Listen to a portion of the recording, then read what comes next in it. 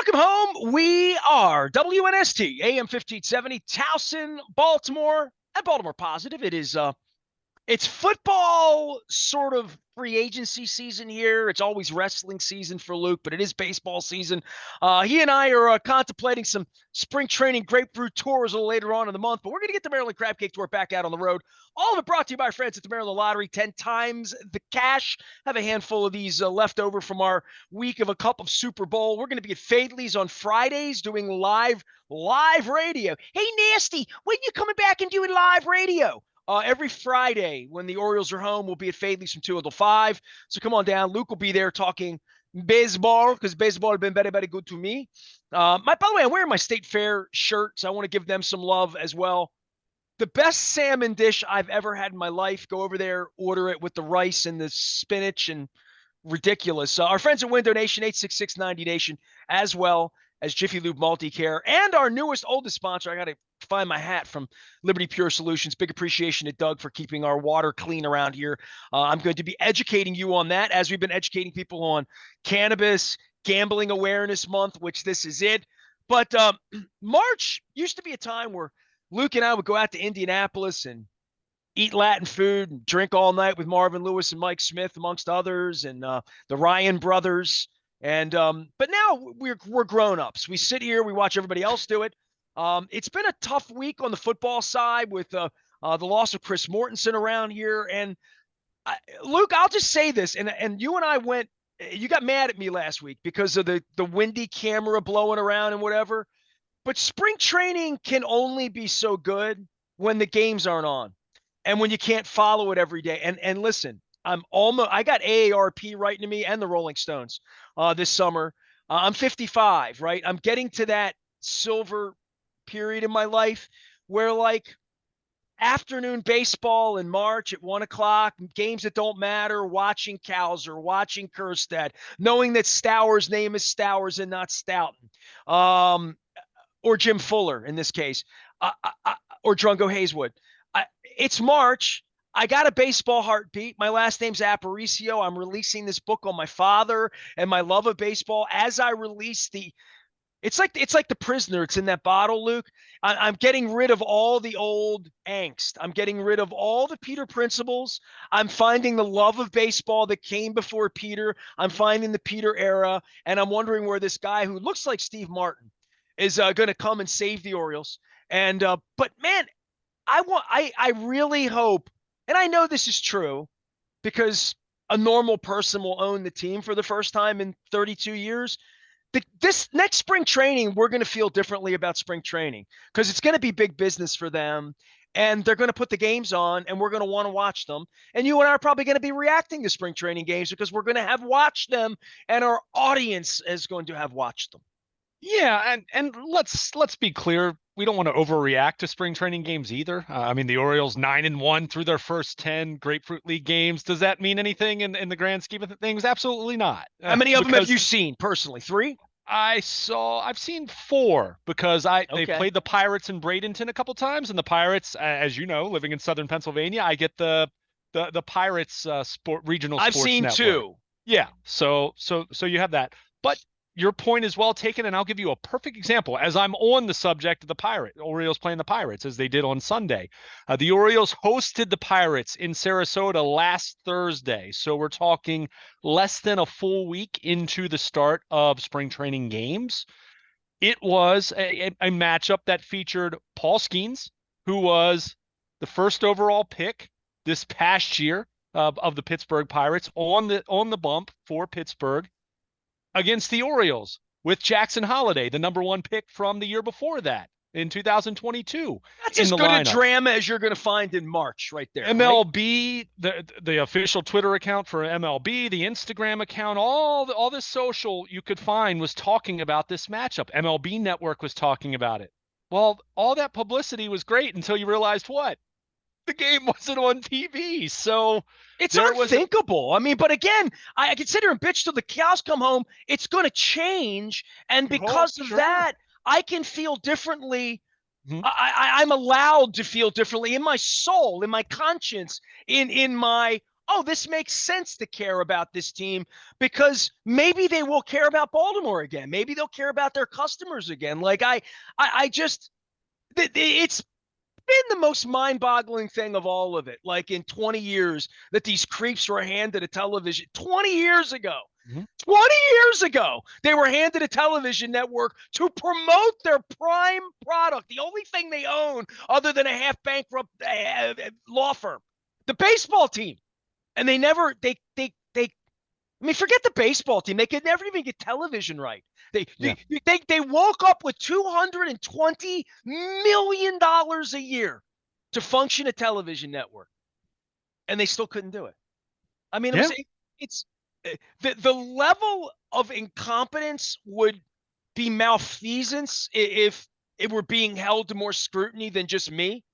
But it's I'm just happy we're getting to the end of it. And like, as I release the book on my father on his birthday on Tuesday, and as I talk about the Peter principles and release that, just to let people know, like, how bad it got and how a guy named Aparicio, who's ordering 1971 milk duds, I got an Aparicio milk duds. I didn't even know it existed until recently. That I'm like, I want to be in love with baseball again. Here I am. Here I am. I got a radio station. I got a big audience, huge audience, growing. It's huge. You should look at the numbers. And fans are going to come back next month. The people that have been in the soap opera. We talked about wrestling at length here this week. People that are in the soap opera, they don't care whether it's Sting or Rock or Hulk Hogan or, you know, wheel Ric Flair, and they're going to watch it. Like, if the 115 losses, if you're watching that, you're watching anything. I'm trying to figure out how they become the toast of the city again.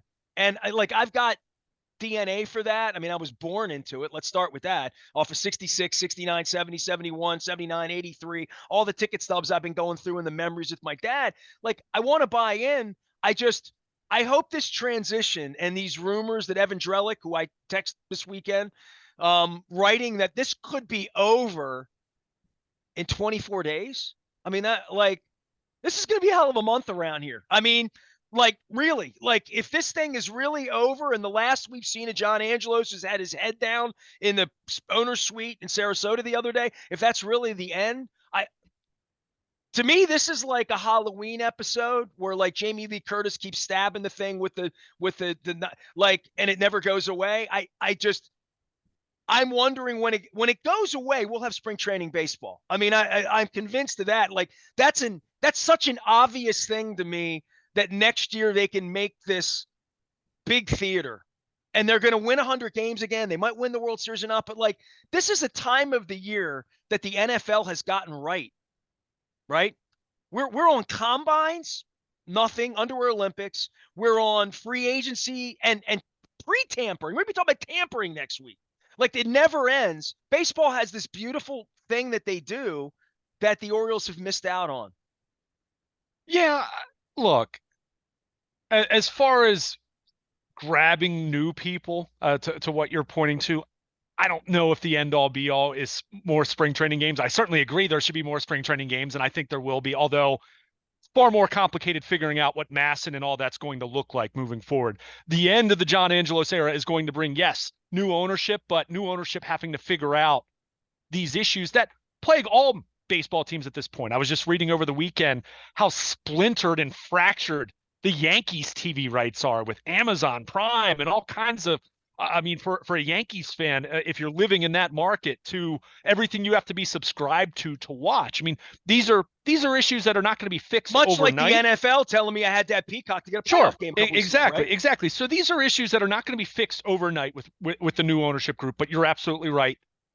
My hope is, yeah, if not every single spring training home game, at least most of them, right? But this is Certainly a really good spring training. More, not that every spring training is not interesting if the team's competitive. And one of the problems here is the team hasn't been competitive enough over the long haul to make March. I'm the only one screaming about it in March, but it's such an obvious thing. To your point, it doesn't need to be the number one overall Pirates prospect just to make it like a part of my life in March when the Terps stink and I'm not interested in March Madness and I'm not watching a hockey game and you're playing in the middle of the day, which could get me into lunch with Joe Enoch and Bill Cole over at wherever. Why? Like, I just, make me love the team again. I mean, Sure. For God's sake, this team's so worth that. These players are worth that. Everybody I talk to out of the market is in love with Adley Rutschman or in love with Gunnar Henderson, or they want to know what Jackson Holiday's up to. And we're not even talking Holiday. Like, the question this week, if we were watching the games, would be Cowser, Kerstedt, Stowers. What happens to the rest of them?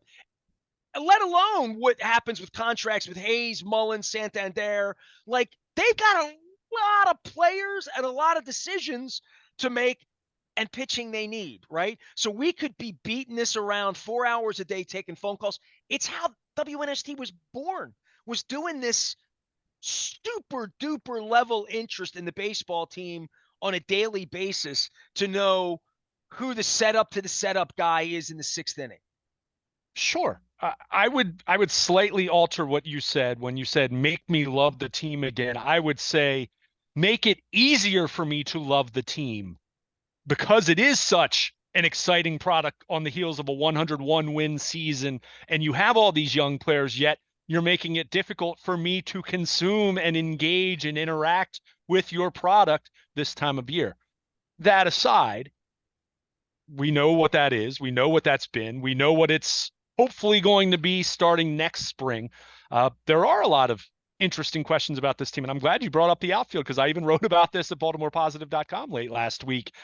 Jackson Holliday is the number one headline. We get that, and rightfully so. Talking about a kid who isn't going to have his first legal beer until later on in 2024 after the season's over. We know he's going to be in Baltimore at some point, assuming the worst doesn't happen, an injury along those lines. Question is going to be, is he going to be here opening day?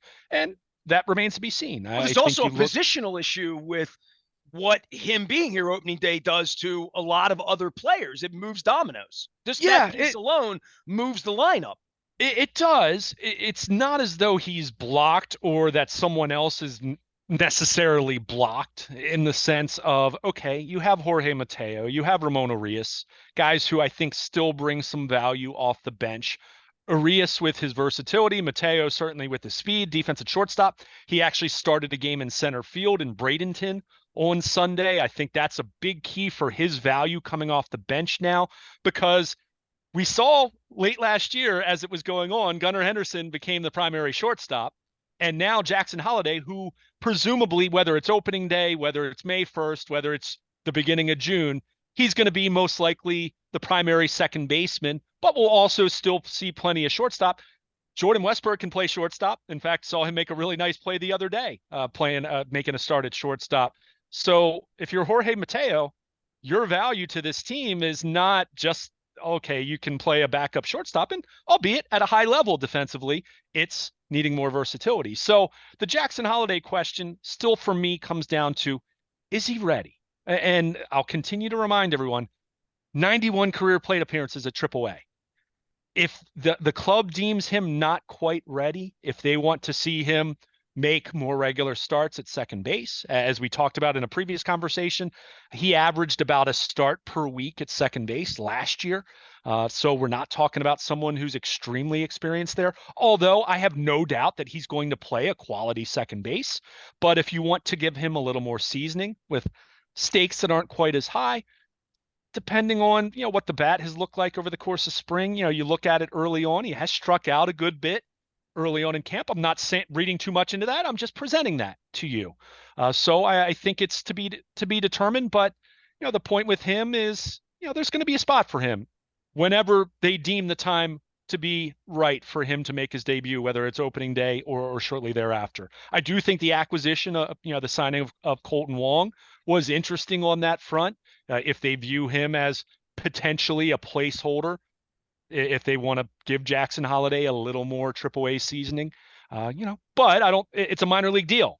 Just because Colton Wong is on the minor league roster and one of the invitees doesn't mean that Jackson Holliday isn't making the opening day roster. I thought it was interesting that he played with his father. I thought that was a good one. Yeah. Well, how about the fact Colton Wong? Well, not just that. I'll give you another one. Colton Wong was drafted by the Cardinals in the final year that Mike Elias and Sig Mejdal were part of the Cardinals organization before, they went with Jeffrey Luhnow to Houston. So there's a little bit of, I don't know if you call it serendipity or just fun coincidence. But I think, that was interesting to see, but I don't think it's a deal breaker one way or the other, in terms of what's going to happen with Jackson Holliday. I think it's still a TBD. I think you want to see him look like he's at the plate with confidence. He's had a couple extra base hits. It's not as though he hasn't, he's been awful or anything like that. But I'll remind everyone, 91 plate appearances at AAA. He's 20.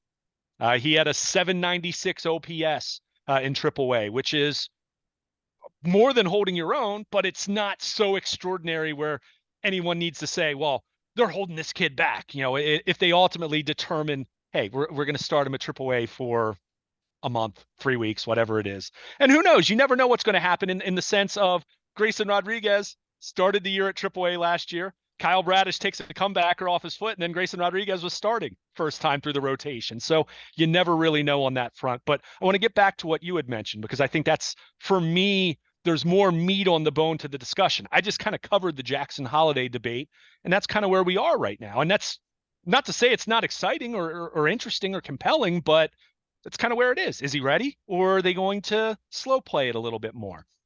And again, if they deem that to be the case, that they'd rather slow play him a little bit and send him to AAA for a little bit of time, I'm okay with that. I don't think that's going to make or break their season, that decision alone. So I think you do look at the outfield, and I think what's so compelling, and you touched on this briefly, but I think back to where the Orioles were 3 or 4 years ago, when we were still talking about this thing being not in the infancy of the rebuild, but still, the elementary school years of the rebuild, if we want to call it that.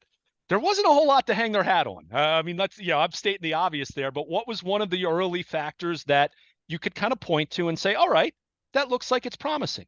It was the outfield. It was those holdovers from the end of the Duquette era. You had Anthony Santander, who was a former Rule 5 pick and had issues staying on the field and staying healthy. But when he would stay healthy, you saw the pop. You saw that he could be a player. Certainly with Cedric Mullins, albeit ups and downs. Same thing with Austin Hayes, ups and downs in terms of staying healthy, in terms of some consistency. But those three, we're talking about assuming Santander is going to be in right field and not at the DH spot, which is possible given how things were playing out at the end of last year. This could be the fourth straight opening day where it's Hayes, Mullins, Santander manning the 3 outfield spots. That shows you what kind of continuity they've had in the outfield. That was kind of the earliest position group that was in place in terms of this rebuild. But we're now reaching a different point, right? We now have Colton Cowser, who has 523 career or plate appearances at AAA.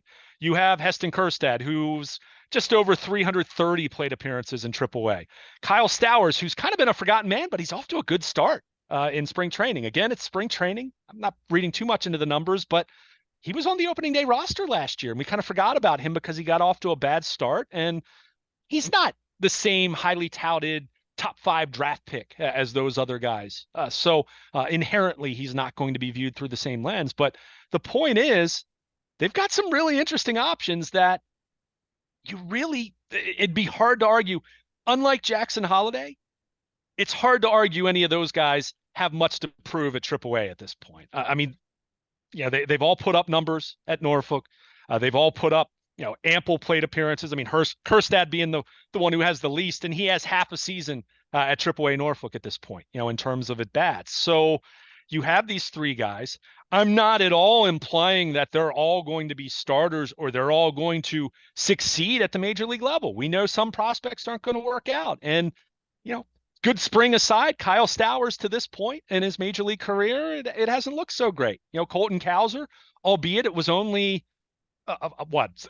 60 plate appearances or whatever it was, he really struggled last year. There's no doubt about it. He's talked about it. So you never know. But at the same time, if you're Mike Elias, if you're looking at this thing, not just through the 2024 lens, but in the big picture sense, you are reaching an inflection point because Anthony Santander is going to be a free agent at the end of this year. And he's making a lot of money in the final year of arbitration. And I'm not saying that that's the deciding factor. And he's automatically gone, but he's hitting free agency after this year. Austin Hayes and Cedric Mullins have one more year after this until they become free agents. And the question starts to become, who are you committing to long term? And who of these young guys, one, how are you going to get them opportunities and at bats at the major league level and start to have them factor into the equation? And, the question is, are these guys, when they get a chance to play, one, are they going to succeed? And two, if they do succeed, do you get to a point where they are potentially upgrades over some of the guys that I just mentioned, some of the mainstays? And I think that's where this is such an interesting conversation, because not that you're basing it off of what happens in the spring, but you have these guys who are, for lack of a better term, ready to sink or swim at the major league level. So how do you account for that? That's not at all to imply that you just trade away the veterans or you bench them or you trade the prospects, but how do you factor that in? And I think this is where you look at where they are with the incumbent starters and you kind of say, okay, how can you factor in a Colton Cowser a little more regularly into the lineup? And I think the rationale behind that, for me anyway, is Santander, while he stayed healthy the last couple of years, injury history. We saw him last year DHing more than he had in previous years because he's slowing down a little bit, as he gets closer to 30. He's certainly not someone who covers a ton of ground, but he's a right fielder, and there's no problem with that. But I look at Cedric Mullins, who had an injury-plagued 2023. I look at Austin Hayes, who, was a great story as an all-star in the first half last year. Go look at what his second half numbers were. He really slowed down at the plate, really wore down. So for me, and I think we saw this last year, I think the blueprint was there with Aaron Hicks. But for me, and I kind of look at Colton Cowser because he's the most versatile from a defensive standpoint, more so than Kjerstad. How do you work him into the lineup? Not that he becomes a regular in the sense that he replaces one of those guys, but you can kind of view it through the lens of maybe you have four guys that become your primary outfielders, also using the DH spot there. And then that's a way to keep Santander and keep Cedric Mullins and keep Austin Hayes a little more fresh over the course of the season, and hoping that it keeps them productive and keeps them healthy. And in the meantime, then you're hoping Colton Cowser takes those at-bats, takes those plate appearances and runs with it, or Heston Kjerstad or whoever you're talking about, Kyle Stowers. So I think that's a really intriguing point, part of this the spring training narrative with these outfielders, because you have so many guys, and yes, the young guys are unproven, and I don't want to say that you just hand them a roster spot either, because I'll give you one example. Mike Boddicker spent parts of 4 seasons where he made extensive starts at AAA Rochester. I mean, it's not unprecedented that someone's blocked and kind of has to just occupy time down in AAA. But at the same time, you have these heralded prospects, that you have this great farm system. You want to maximize their value in terms of either putting them in the major league lineup and having them start to develop and become a part of your major league team, or in the case of some guys, as we saw with Joey Ortiz, you trade them. You package them as to go get a pitcher. Well, that's where I was going to come in so, and talk about that, because like the notion that they have too many guys could mean a very, very good thing at the trading deadline. Sure. If somebody's hitting 312 at Norfolk and they're blocked, right? Like literally. Yeah. Well, and that's where I think it's tough, because I made mention of this. Look, if I'm being totally honest with you, and I'm not talking about this through the lens of imagining what the Orioles payroll could look like under new ownership. I'm just looking at the players, how the players profile. I look at Anthony Santander, and I look at Cedric Mullins, and I look at Austin Hayes. I look what's in the pipeline coming. Enrique Bradfield, that was their first round pick last year. He's not going to be in the majors this year, but it's not inconceivable that maybe by next year at some point he's ready and can maybe be the center fielder. Again, a lot has to happen between now and then. But point is, I don't necessarily look at any of these outfielders right now and say that those guys are the kind of players that scream contract extension in the same way that everyone's talking about Adley Rutschman or Gunnar Henderson right now. Now, let me be clear what that means. That doesn't mean that Santander is automatically gone next year. That doesn't mean that Hayes or Mullins is automatically gone after next year. But I think you just view it through the lens of where are you going with your outfield. If you're Mike Elias right now, what do you see the outfield being on opening day, which I think everyone can predict right now? It's the three incumbents, barring an unforeseen trade. But what does that look like at the All-Star break? What does that look like at the end of this year? What does that look like in October? What does that look like next spring? Is Santander someone that maybe you bring back on a shorter term deal because you like how he profiles as a DH in his age 30 and 31 seasons? And he also probably isn't someone that's going to command a ton of money on the open market. If you look at how free agency goes, I don't know. We'll see. I think that's a question mark there. But, as I mentioned, Cedric Mullins, he's got to stay healthy this year. Austin Hayes has to put together a full 162 or 145 game season where he's not dipping offensively as much as he has in the second There's nobody half. here who's really been paid, right? No, I mean, making $8-10 million and not that that's not paid, it's paid, but right. Getting a contract, there's plenty of money in the coffers, to your point, with new ownership coming in, how they spend that money, how they're going to allocate that. You want Mike Elias to decide that with the new billionaire group and Cal Ripken and whoever's involved in this, right? That's the way you want this done. I saw that the Commanders' new owner sitting in on the meetings in Indianapolis was a rage down the highway the other day. I'm like, well, new ownership, there's going to be things that are good, things that are bad. You got to hope most of it's going to be better. We began this whole thing with how bad the television part of their product is in March. But the decision making for all of this is that there are a lot of hungry cats here who won 101 games last year. There's several of these guys that were here when the team lost 115 before that. So there's just a lot of hunger here amongst everybody in the organization. That's one of the reasons this thing can be so celebratory, because people, if they have been disengaged, if they come back to the ballpark and come back to the team, they're going to get a much better version of the team, not just on the field, off the field for the future, but whatever the buy-in is of my 162 days of my life, and going from Peacock this to Comcast that to Xfinity this to Verizon that to the app this to giving people money to $12 for beers down at the ballpark. I think they're $12. All of that becomes worthwhile because, like, they're a better franchise, and they're perceived as a better franchise in that way by people like me who care what a franchise is and know the difference between good and bad, and ugly, through the course of time. But my thought on all of this is there's a hunger. Every name you mention is somebody who could go out this year and have a career year. Any of those guys they're all capable. They're all capable. And maybe it's Hayes that's having that incredible year. He's hitting .318. He's got 21 bombs at the All-Star break. I'm making that up. But that he becomes the guy they deal, to get something. I don't know, but there are going to be feelings hurt, because that's part of this too. Because all these guys aren't going to be pile diving at the end, as Buck would say, right? There's going to be some movement here. And if you go back and look at the Astros history at spring trainings and things that they needed to do to go get Verlander or whatever, that names are going to change here, and they're going to be, don't get too comfortable with the jersey and the name on the back. We've been trying to deal Mountcastle for a couple of years, right?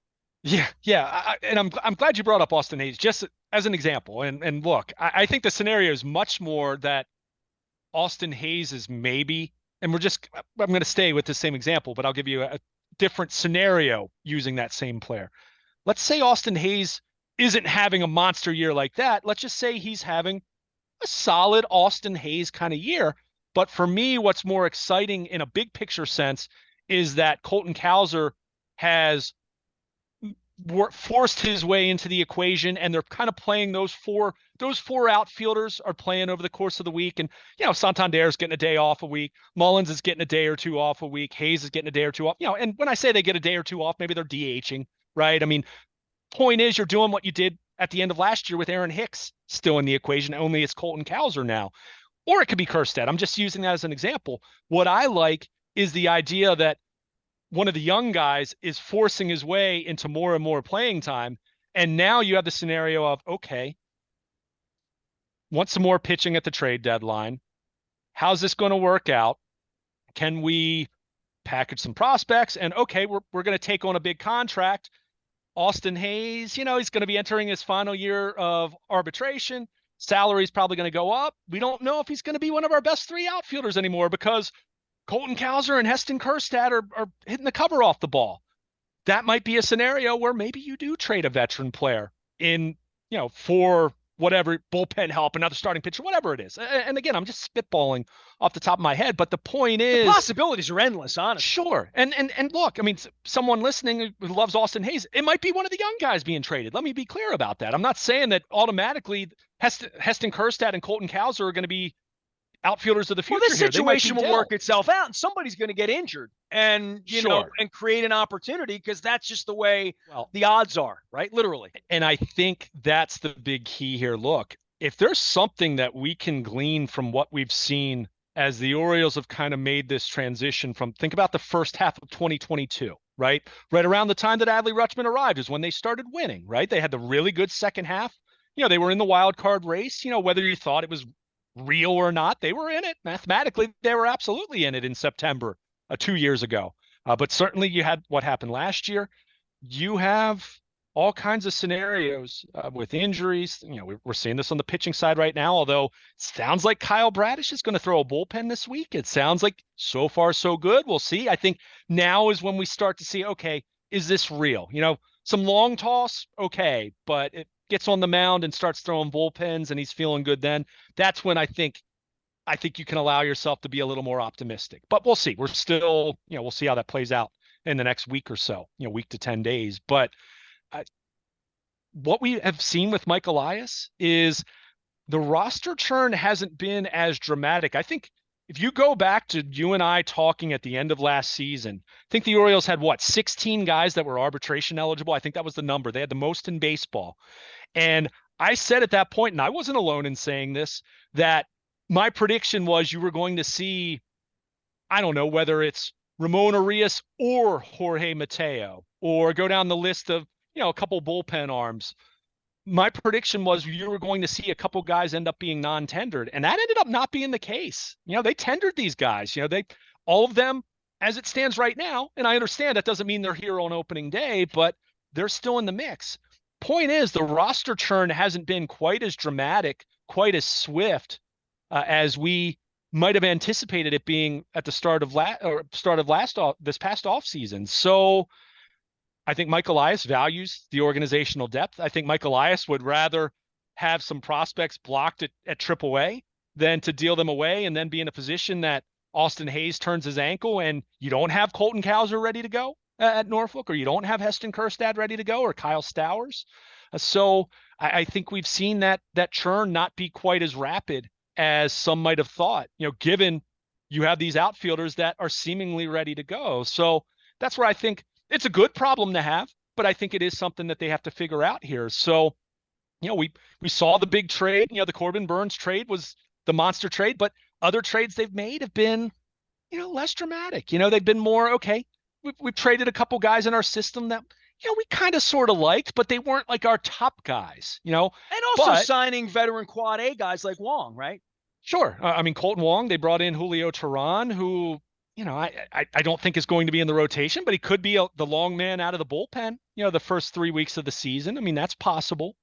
So, but Mike Elias values that depth. And if anything, he wants to hoard that depth rather than trade from it too quickly, right? Oh to my trade God. And to have chess pieces in July when you're 4 games up on the Blue Jays and 6 up on the Yankees, and you're like, all right, we've got 5 major league outfielders. We need piece X, whatever that would be, right? And they're not going to need a catcher. They're not going to need middle infield help. They're not, they need pitching. And at some point, bats will get you arms to some degree if you're giving somebody something they need in a pennant race. And the more teams that are in the pennant race, and we know that that's the way baseball is, the more likely this becomes. And I mean, This is really something we've never, ever, ever, ever seen the Orioles do here, right? This is something the Rays would do. This was something the Yankees used to do back in the day when they could really have depth 30, 25, 30 years ago, where they would get players because they had more money than anybody else, that you could deal from the bottom of the deck because you have so much depth. I've been doing this 32 years, my 33rd year talking Oriole baseball on the radio. I've never spoken of, I mean, dude, 30 of the 32 years, you'd say, who are they going to deal? They don't have anybody else wants. Like, that went on forever. They never had a piece to deal, ever. And now we could talk about half the roster being dealable. Well, I mean, I think back to, what was it, 2014, when they ended up getting Andrew Miller. But if you recall, the big name that was being talked about at that point in time that the Orioles were potentially trying to trade for was John Lester. But the thought at the time was, well, you have Dylan Bundy or you have Hunter Harvey. That's about all you had in your system at that point in time that you could potentially deal. And notice they were arms, by the way, too. They were right. Were But the point is, at any point, whether you're talking the Duquette era, whether you're talking about the Pat Gillick era, whether you're talking about Roland Heeman, going way back for you. I mean, it's been since the mid 80s, it was the early 80s when, I mean, the Orioles, the golden, the Oriole way, the golden era of Orioles baseball, they were so flush with prospects from the early 60s through the early 80s. Just take your pick of But when guys. it comes to prospects, dude, I'm older than you. I can start throwing names at you of guys who couldn't miss: Bob Baylor, Drungo Hayeswood, Jim Fuller, Ken Gerhardt, Craig Worthington. Just go through the list of Alex Ochoa, and then guys like Jeffrey Hammonds, Jake Arrieta. I'm just going the guys that became something when they left, or even Don Baylor, Bobby Grich, who became even better when they left and made more money, and like all of that.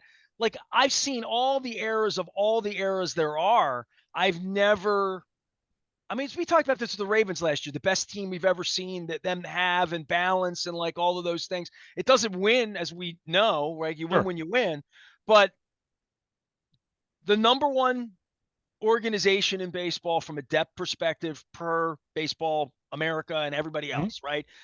They won 101 games. They're about to get an owner who's going to have some level of competence that has to be beyond what we've seen here before. And we're no longer talking about them playing in the big bad American League East. We're no longer talking about them not having a chance to make the playoffs, because everybody can make the playoffs now. You can win 88, 89, 90 games and maybe get in. So it's just, there's a level of prosperity here for them all the way around.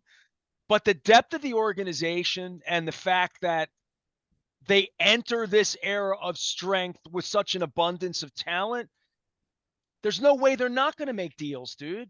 I mean, right? Yeah. I mean, there's just no way somebody you love, one of all these names of this rich list of prospects, some Westberg, Kauser, Kerstadt, Mullins, these guys are going to get dealt. In the same way that everybody got their feelings hurt when they dealt the first baseman a couple years ago, and we didn't even mention him anymore. Yeah, I mean, I think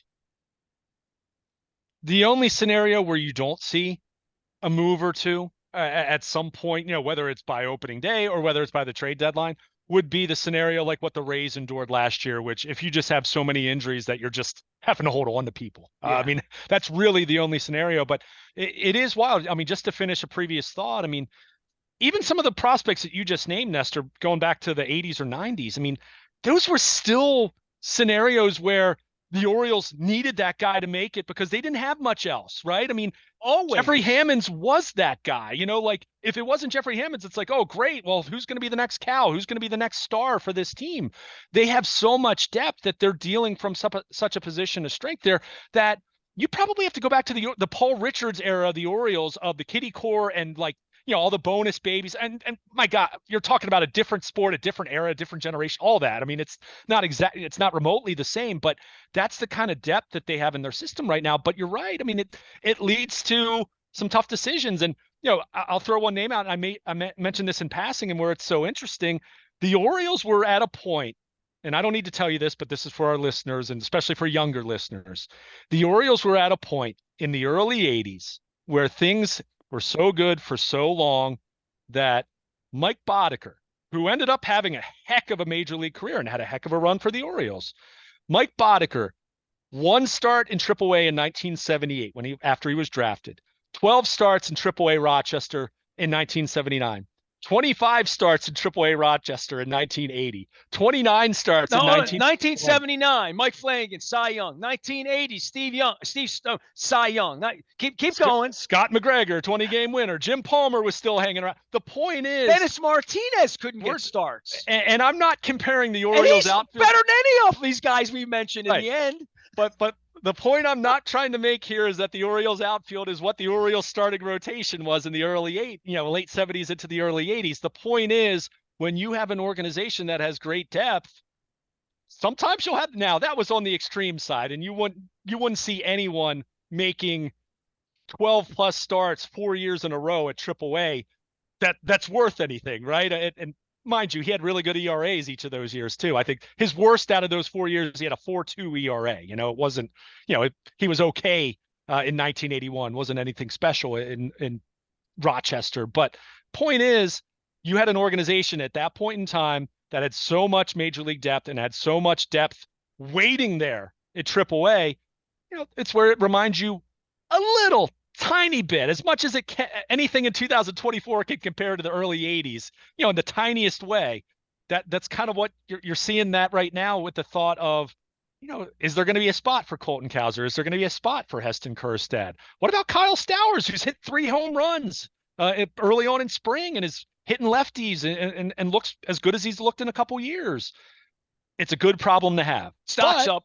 They got to figure it out. And look, hey, you just said it. Maybe the solution is Kyle Stowers will get packaged with, one of their better prospects and maybe someone else that's a B prospect for them. And maybe that'll go get a starting pitcher or another reliever, as I pointed out, something that I'd still like to see them. That's the plan. Hey, dude, go hit the cover off the ball. We'll send you to St. Louis and you'll have a happy life or whatever. Yeah, right? and I want to remind everyone, it's spring training. And as much as the Orioles aren't going to be fooled by spring training stats, most other organizations that are smart shouldn't be fooled by spring training stats. You know what I would say, and we can end it on this, because if I were down there having drinks with these kids, and I did that with every Matt Riley and every, just every Rock Reigns down the list for years, for 30 years, I was pretty close to the team, in and out and around, even after they threw me out for a couple of years. Wouldn't be such a bad thing if you get dealt to the wherever, like Sure. if you're in this organization, yeah, you want to be here and all that. But if you're getting blocked and they're saying to you, dude, you're going to be a platoon player here, you're going to be this or that. I mean, Mateo's going to have to live with that, right? Like a lot of guys are going to have to live with, dude, I'm going to get 171 at bats this year, and that's going to be my major league year. By the way, you mentioned Boddicker in 81. That was a strike year. I bet they just hit him at AAA to have him, when there's no baseball, you hide your quad A guys and let them play, because the minor leagues play. So, I'm just thinking we don't have that to worry about around here, but getting blocked, to your point, Boddicker got blocked. It would have been better for Mike Boddicker's career in 1980 if they had dealt him off to some godforsaken place like the Mets, because he would have been their number 3 starter and pitched. Might have gotten his brains beaten in, might have had bad defense behind him, like we can go through all of that. But there is a part where service time and playing, and to your point, 91 at bats for AAA for Holiday. Yeah, if you need more seasoning there, you need more seasoning. But all of these issues, and I go back to, I'd like to be watching these games on TV every day. Sure. I wouldn't mind having the major league package and paying the 99 cents per month or whatever it is to have it. And but we're going to talk some football. Are we good with baseball? Is there any other grapefruit thing you need to say about baseball? I just had to mention it because you just mentioned guys being blocked. Just saw a highlight the other day. Joey Ortiz hitting a 2-run homer for the Milwaukee Brewers in spring training action. There's a perfect example of someone going to be on a major league roster absolutely day, or has a chance to. Where here he wasn't going to be that. I mean, he was blocked. He was already blocked before Jackson Holiday got to Norfolk. So you're not going to be able to keep everyone. Well, he's known for a long time he was playing to play in another organization. Probably. Yeah, probably. I mean, in the same way that Patrick Queen knew every time he went out there with a Raven helmet on, he was going to put his body on the line. He was doing it to get signed by Our next segment that's a good segue, isn't it? That was good. Yeah, I'm professional. I've done this a long time. Luke Jones is here. They wonder why I don't sound like a podcaster because I'm not one. Maryland Lottery sponsors our 10 times the cash. We're going to be getting out and doing the crab cake tour. I'm wearing my State Fair shirt. I went in there I went to Beaumont the last 2 Saturdays for brunch. If I give anybody a recommendation that you should take, go to the Beaumont for brunch on the weekends. Unbelievable. But we were at State Fair across the street. I got some salmon, rice, and this spinach. It was like one of the best things I've had. I might go get it for lunch today. And my father loved fish, honor his birthday on the 5th. We're releasing the book I wrote in 2006 about my father's love of baseball, my family, my Aparicio card collection, amongst other things. Just how baseball started all this and how the last 18 years, the issue's gotten off the track. Later on in the month, Lucas and I are threatening to go down to Florida and chase the Orioles around. I'm looking for David Rubenstein. We'll be having some fun with all that. Also, the NFL's still in bloom, and we're going to be talking a lot of NFL. We're going to be talking free agency, tampering, and all that good stuff. Our friends at Window Nation, as well as Liberty Pure and Jiffy Lube, putting this out on the road for the Maryland Crab Cake Tour. We're going to be doing every Friday that the Orioles are home live from Fadley's. Fadley's Fridays from 2 until 5. It'll all be brought to you by the Maryland Lottery. So come down and get a crab cake. I spent the whole month of January not having a crab cake, and then I had like 5 in a row in the early part of February. But I'm about to make my comeback at Costas this week with a big fat crab cake sandwich. I'm Nestor. We are WNST, AM 1570, Towson, Baltimore. We never stop talking Baltimore, positive, and crab cakes and baseball and stuff.